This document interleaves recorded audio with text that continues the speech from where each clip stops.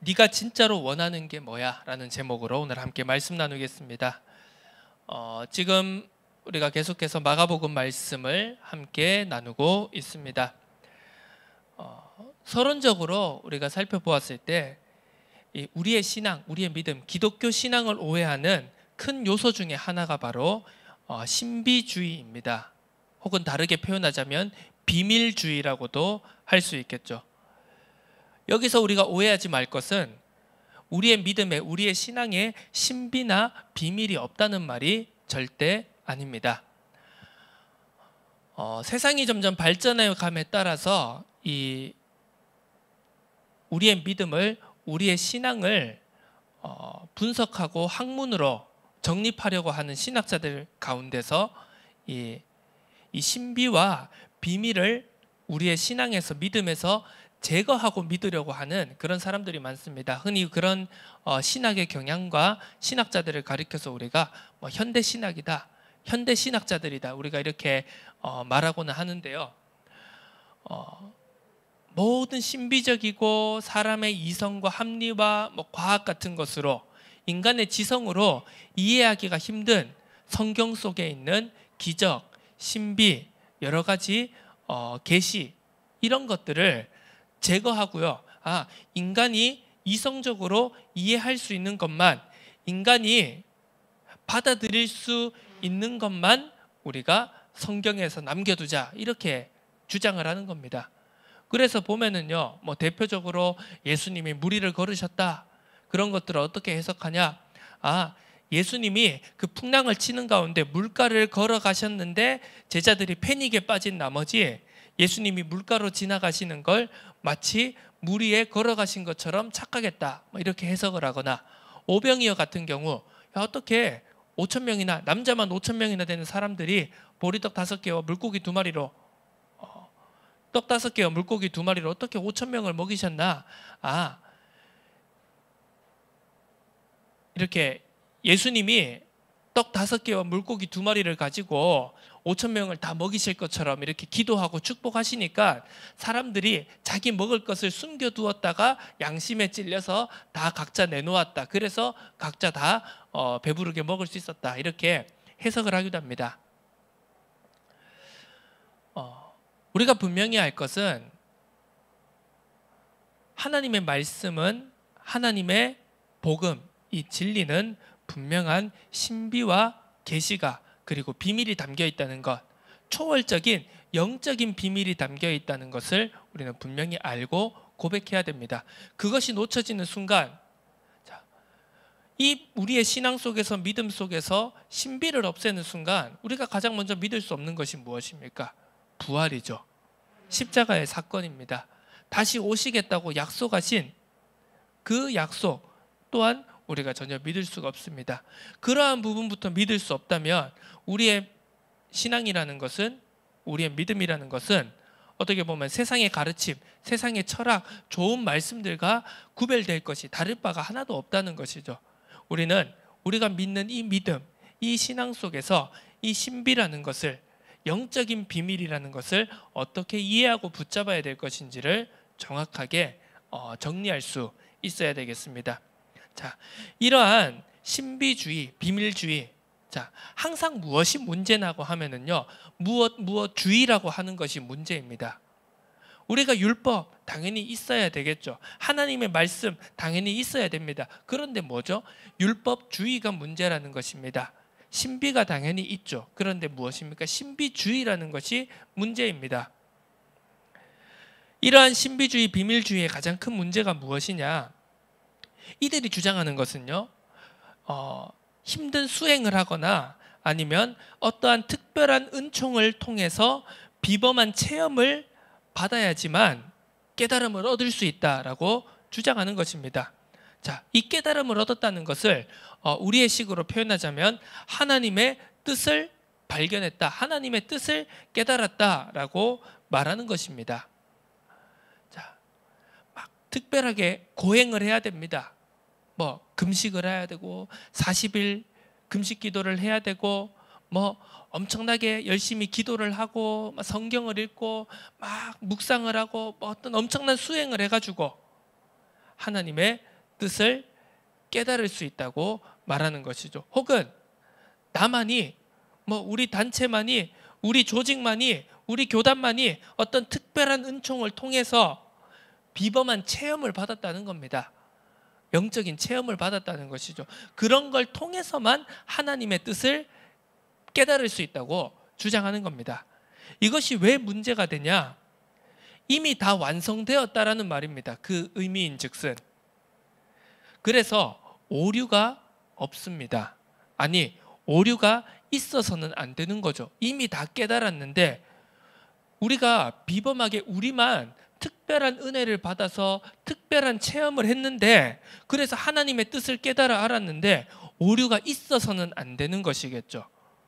그래서 문제가 생길 수밖에 없는 것입니다. 결국 이러한 신비주의, 비밀주의는 내가 이해하고 체험한 것으로 모든 것을 이해하고 해석할 수 있고 그 해석만이 유일한 것이라고 결론 짓는 것으로 이어지게 되는 것입니다. 오늘 본문 말씀 우리가 너무 잘 알고 있는 말씀입니다. 사복음서, 공간복음서 말씀에 똑같이 나오고 있는 예수님의 비유이죠. 4가지 땅에 떨어진 씨의 비유.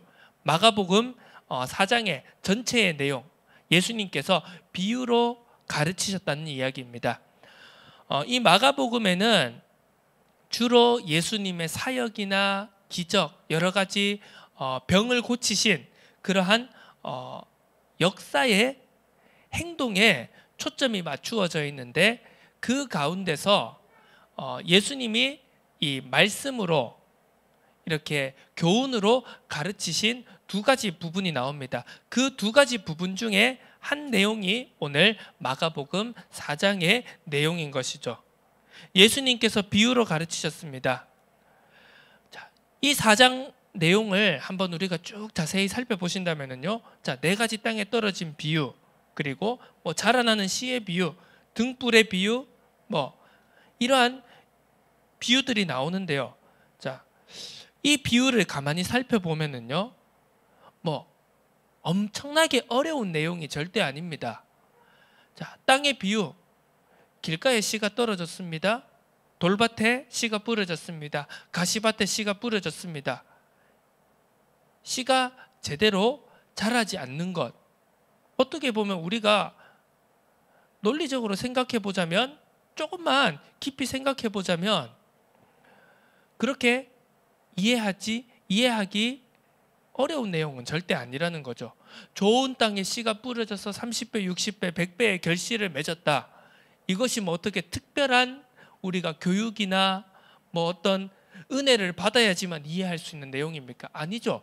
누구나 다 이해할 수 있는 내용입니다. 수준입니다. 그렇다면 여기서 우리가 한번 생각해 봐야 될 것이 있습니다. 여기서 우리가 그렇다면 이러한 예수님의 가르침을, 예수님의 말씀을 깨닫지 못하는 것은 어떠한 이유일까? 오늘 본문 말씀을 살펴보면은요, 예수님께서 이 비유를 다 말씀하시고 난 다음에 예수님께서 홀로 계실 때 함께한 사람들과 12제자들이 예수님께 찾아와서 이 비유에 대해서 질문을 했습니다. 이 비유가 어떤 내용입니까? 우리에게 알려주십시오. 자, 이르시되 하나님 나라의 비밀을 너희에게는 주었으나 외인에게는 모든 것을 비유로 하나니, 이렇게 예수님께서 말씀하셨습니다. 여기서 우리가 살펴볼 부분은, 자, 너희에게는 하나님 나라의 비밀을 알려주었다. 하지만 외인에게는 비유로 모든 것을 설명할 것이다. 이렇게 예수님께서 말씀하셨다는 겁니다. 자, 비밀, 비유, 어떤 차이가 있는 것일까요? 오늘 이 본문 말씀을 통해서 여러분과 함께 나누고자 하는 내용은 바로 하나님 나라의 비밀이 무엇이냐는 겁니다. 많은 사람들이, 많은 신앙인들이 이 비밀에 대해서 깨닫고 알고자 노력합니다. 대체 하나님의 뜻이 어디 있는 것일까? 자, 이렇게 성경 66권이 우리에게 주어졌는데 너무나도 이해하기 힘든 말씀이 아닙니까? 너무나도 어렵습니다. 계시록의 말씀은 우리가 어떻게 해석하고 어떻게 이해해야 되고요. 잠언의 말씀을 그리고 수많은 선지자들의 글을 그 글들을 우리가 어떻게 해석하고 어떻게 이해하고 어떻게 적용해야 되는지 우리는 너무나 궁금합니다. 그래서 우리가 수많은 말씀들을 찾아서 듣고요. 우리가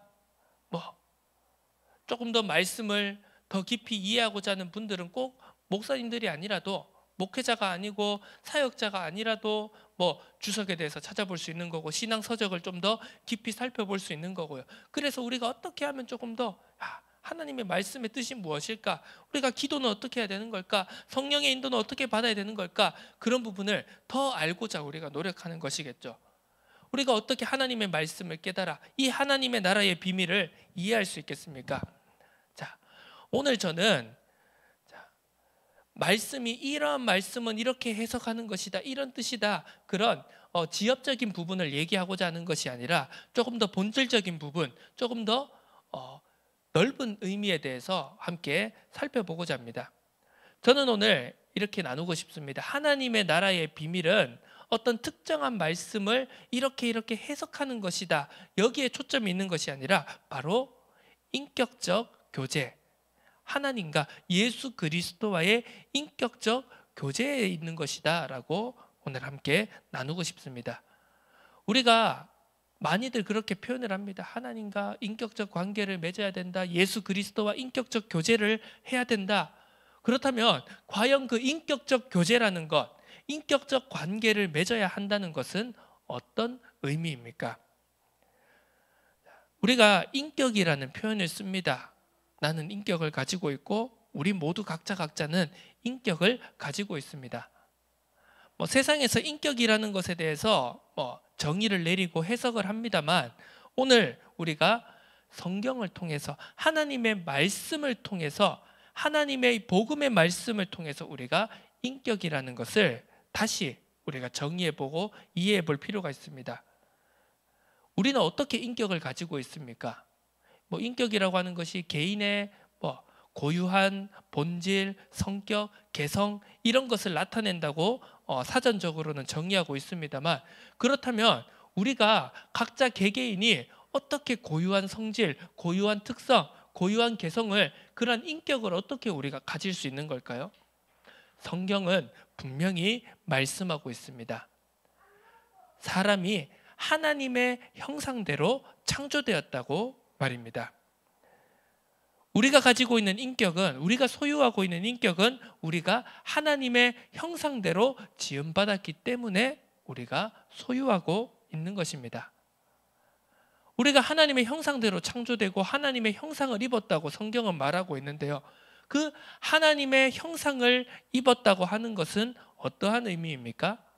바로 우리가 하나님의 속성을 공유하고 있다, 이렇게 표현할 수 있는 것입니다. 자, 하나님은 어떤 존재입니까? 우리가 여러 가지로 이해하고 또 설명할 수 있겠습니다만, 대표적으로 우리가 하나만 놓고 설명해 본다면 하나님은 공의와 사랑의 하나님이다, 이렇게 성경은 말씀하고 있습니다. 하나님은 하나님의 말씀을, 하나님의 언약을, 약속을 반드시 지키는 하나님이십니다. 선을 사랑하시고 죄를 미워하시는 하나님이십니다. 그와 동시에 하나님은 사랑의 하나님이시기도 합니다. 죽을 수밖에 없는, 죄와 저주와 사망, 지옥의 배경 아래 사로잡혀 죽을 수밖에 없는 인간을 사랑하셔서 바로 예수 그리스도의 복음을 우리에게 허락해 주시고, 독생자 예수 그리스도를 죽기까지 우리를 사랑하신 분이시다. 자, 이 공의와 사랑이 모두 그 속에 나타나는 것이 바로 하나님이라고 우리가 알 수 있는 것입니다. 어떻게 보자면 이 공의와 사랑이라는 것이 어떻게 하나 될 수 있겠습니까? 한 존재 안에 공의와 사랑이 어떻게 완벽하게 조화를 이룰 수가 있겠습니까? 하나님이란 존재는 바로 이 공의와 사랑이라는 서로 모순되는 요소가 완전하게 조화되는 분이 바로 하나님이라는 것입니다. 자, 근원은 본질은 바로 하나님의 형상입니다. 우리의 근원은 우리의 본질은 하나님의 형상입니다. 그걸 회복해 나가는 게 바로 기독교 신앙의 궁극적인 목표라는 것이죠.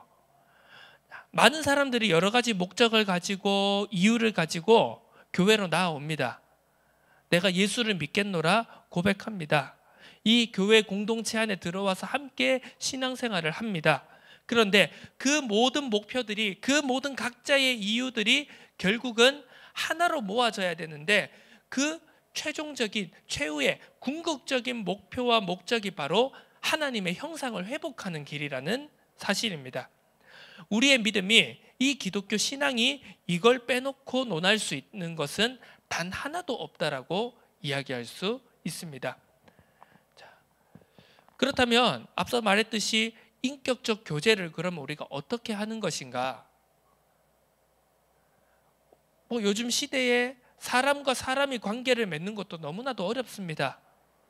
그렇기 때문에 점점 사람들이 온라인으로, 그리고 비대면으로 사람과 사람이 어떻게 하면 얼굴 마주치지 않고도 살 수 있을까, 이런 방향으로 점점 발전하는 것 아니겠습니까?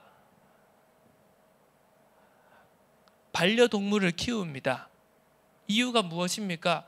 대부분의 사람들이 아니 왜 강아지를 키우시나요? 왜 고양이를 키우시나요? 왜 반려동물을 키우시나요? 라고 물어보면 사람이 너무 어렵다는 겁니다. 사람이 너무 무섭다는 겁니다. 사람한테는 상처를 받았는데 동물은 상처를 안 준다는 것이죠.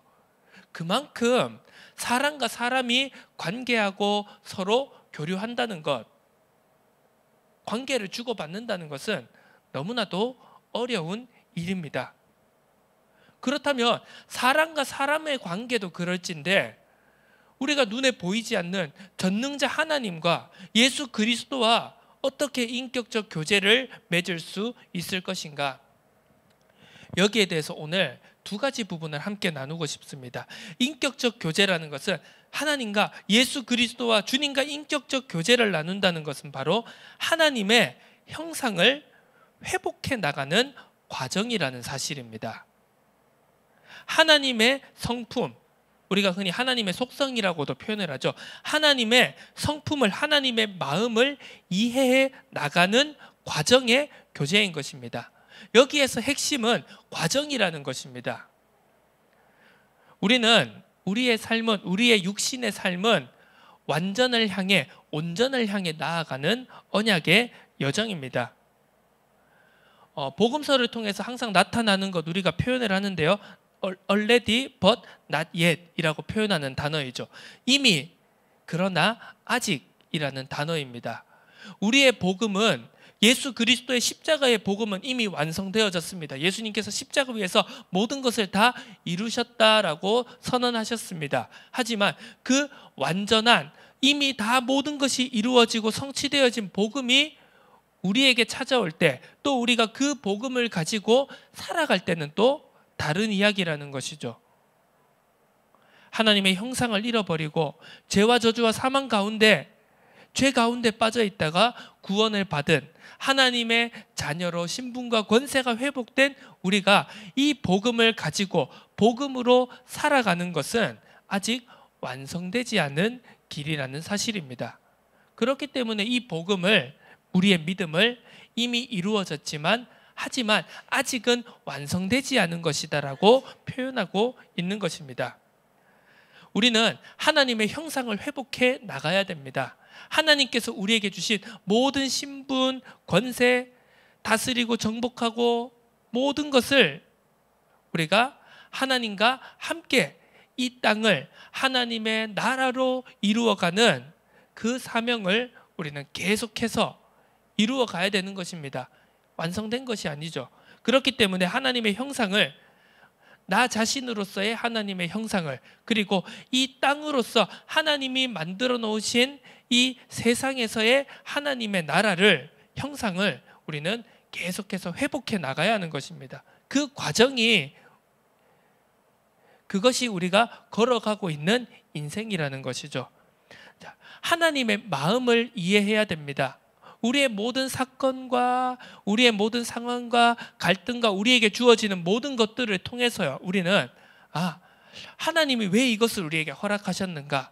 하나님이 왜 내게 이런 인생을, 이런 환경을, 이런 조건을, 이런 문제와 갈등들을 왜 우리에게 허락하셨는가?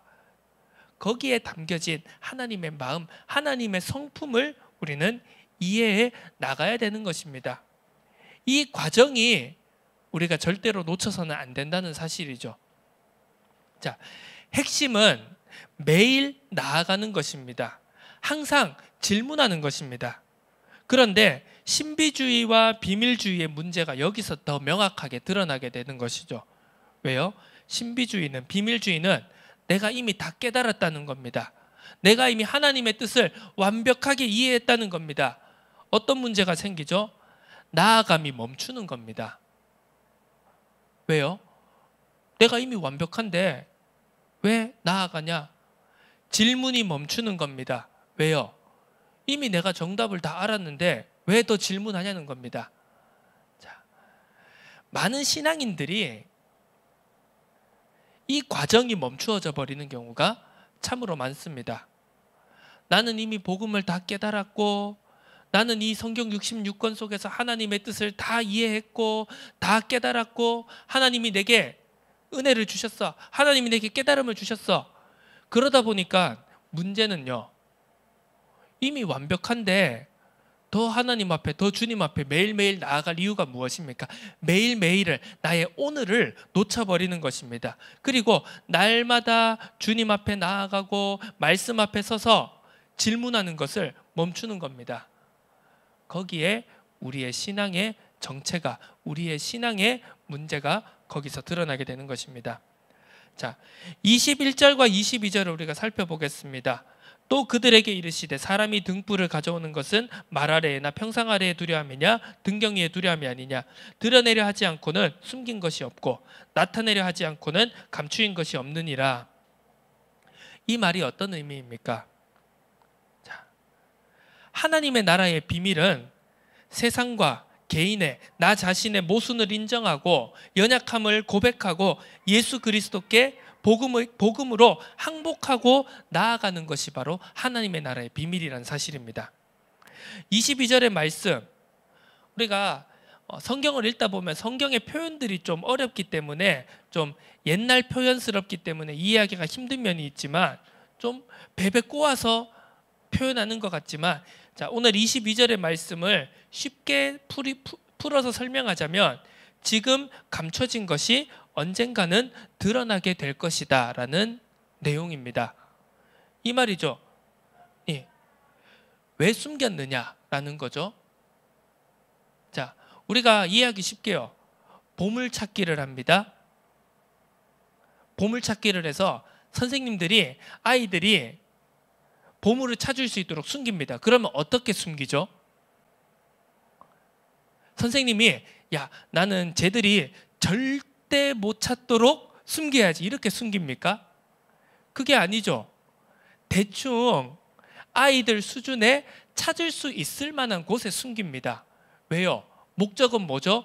절대 못 찾도록 하는 것이 아니라 찾아서 선물을 주는 것에 목적이 있기 때문입니다.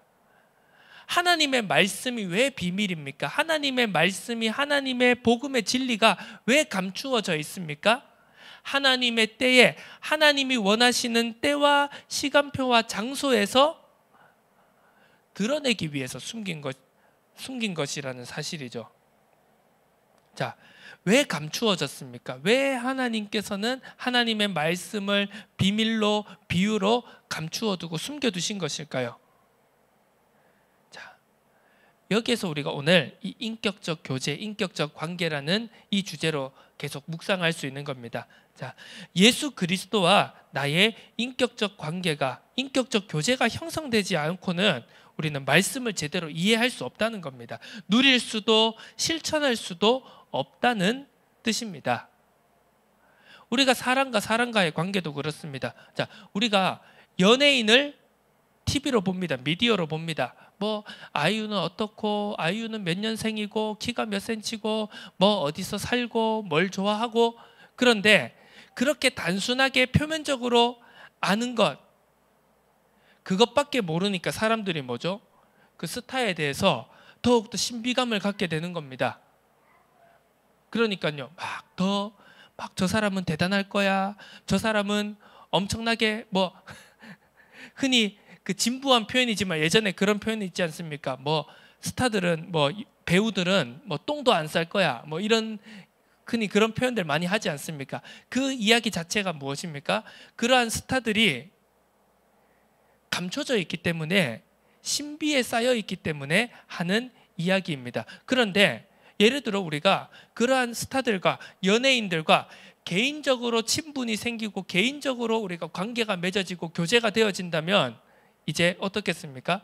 그 비밀들이 신비로웠던 것들이 하나하나 벗겨지게 되지 않겠습니까? 그 사람의 진면목을 볼 수 있을 것이고요. 그 사람의 인간적인 면모, 실수하는 면모, 약한 면모도 보게 될 것이고요.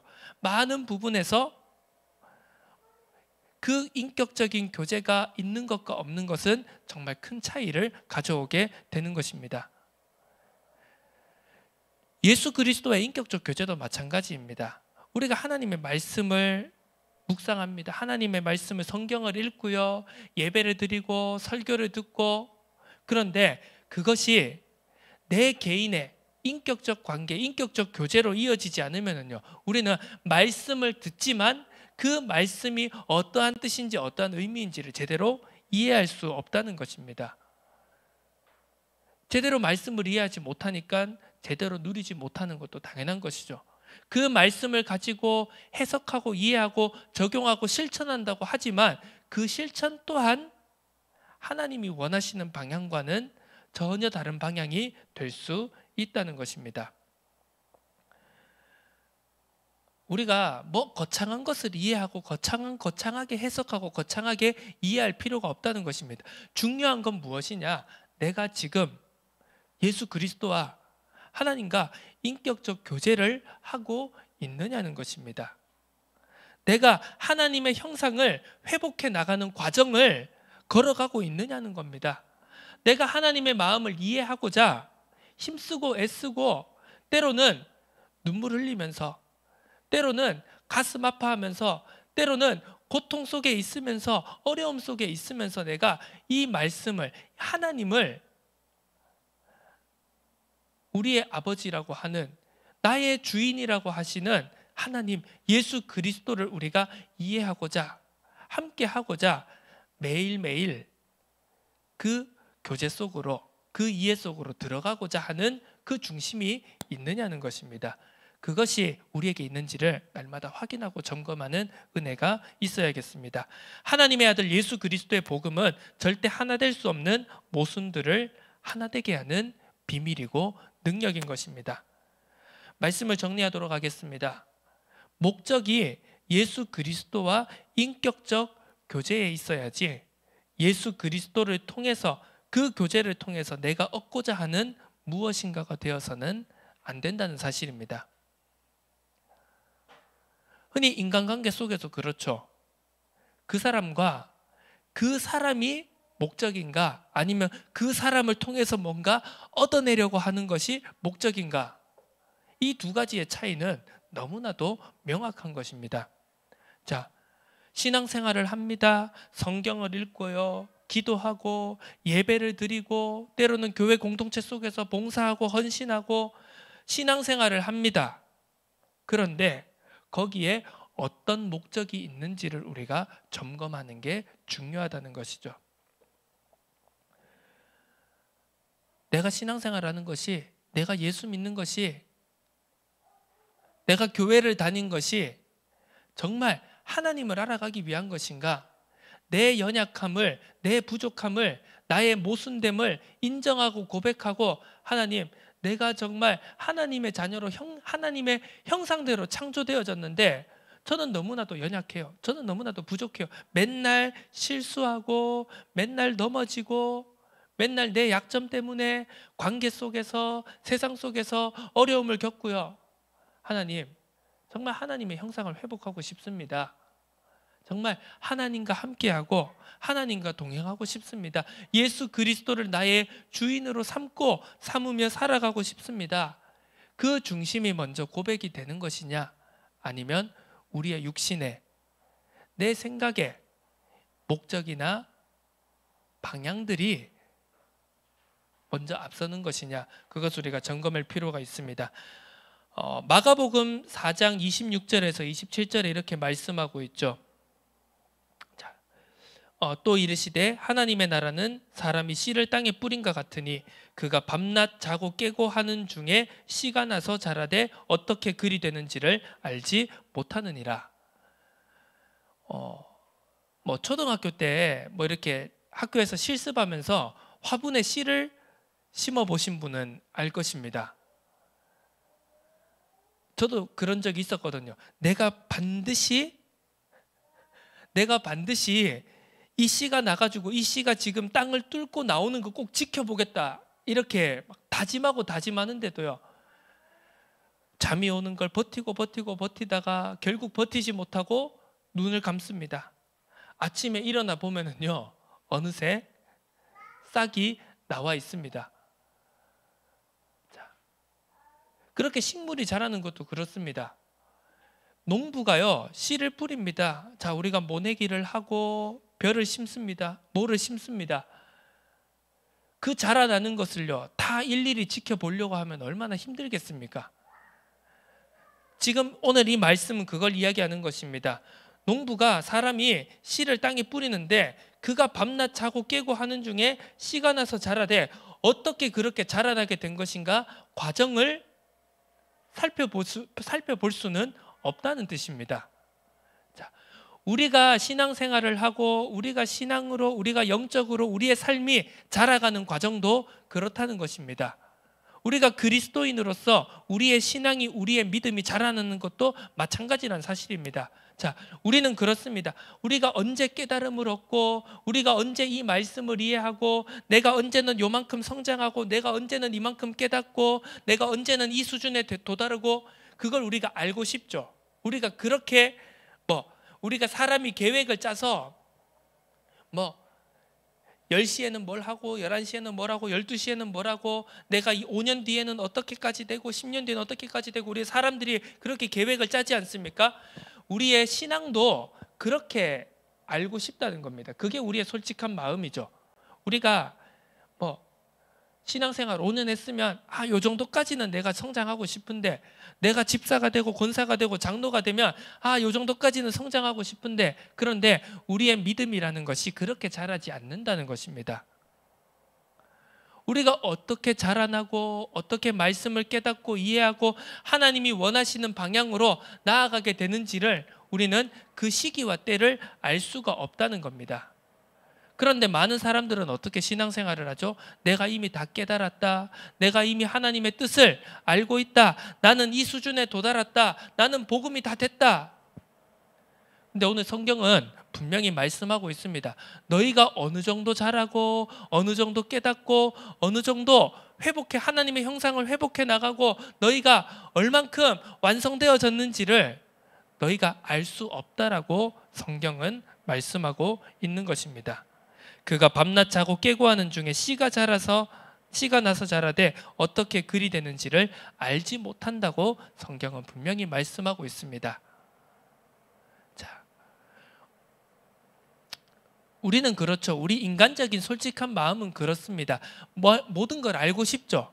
우리가 언제 내 문제가 해결되고, 언제 내 약한 것이 치유되고, 언제 내가 회복되고, 언제 내가 막 이 하나님의 말씀을, 하나님의 뜻을 언제 막 다 깨달아 알 수 있는 그러한 사람이 되기를 원합니다. 하지만 우리의 삶은, 언약의 여정이라는 것은 그런 게 아니라는 것을 우리가 깨닫고 인정할 필요가 있다는 것입니다.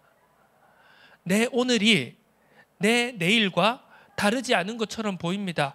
내가 잘한 게 맞나? 내 믿음이 잘하는 게 맞나? 내가 영적으로 성숙한 것이 맞나? 우리는 늘 그런 질문과 갈등 속에 살아가고 있습니다. 하지만 성경은 분명히 말하고 있습니다.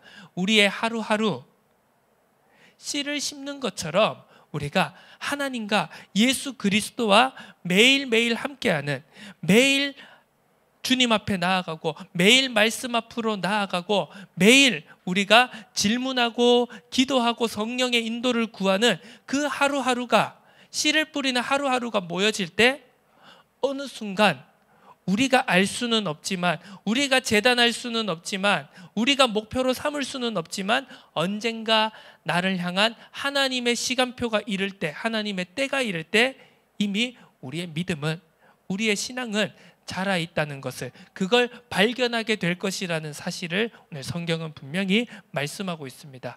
자,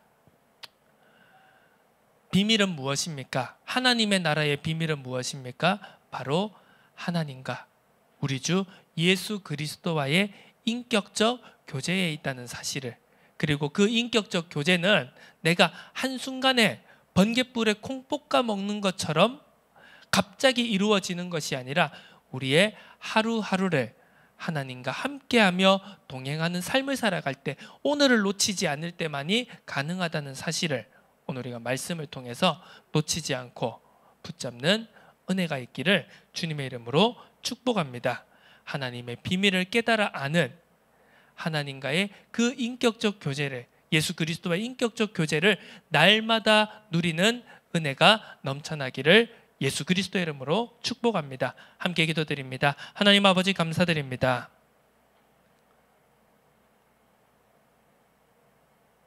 복음의 비밀, 나의 매일매일을, 오늘 하루를 주님과 인격적 교제를 가짐으로써 말씀을 묵상하며 기도 속에서 우리의 연약함을, 우리의 부족함을 인정하고 고백하며 주님 앞에 순종함으로, 항복함으로 나아가는 그 하루하루가, 그 씨를 뿌리는 하루하루가 모아져서 우리가 알지 못하는 그때의 하나님의 시간표에 우리가 성장해 나가 있고 자라가 있고 하나님의 뜻대로 나아가고 있는 그 은혜, 그 응답을 소망하며 오늘 하루 우리가 하나님과 함께하며 동행하는 은혜가 넘쳐나도록 축복하여 주옵소서. 감사드립니다. 살아계신 예수 그리스도의 이름으로 기도드립니다. 아멘.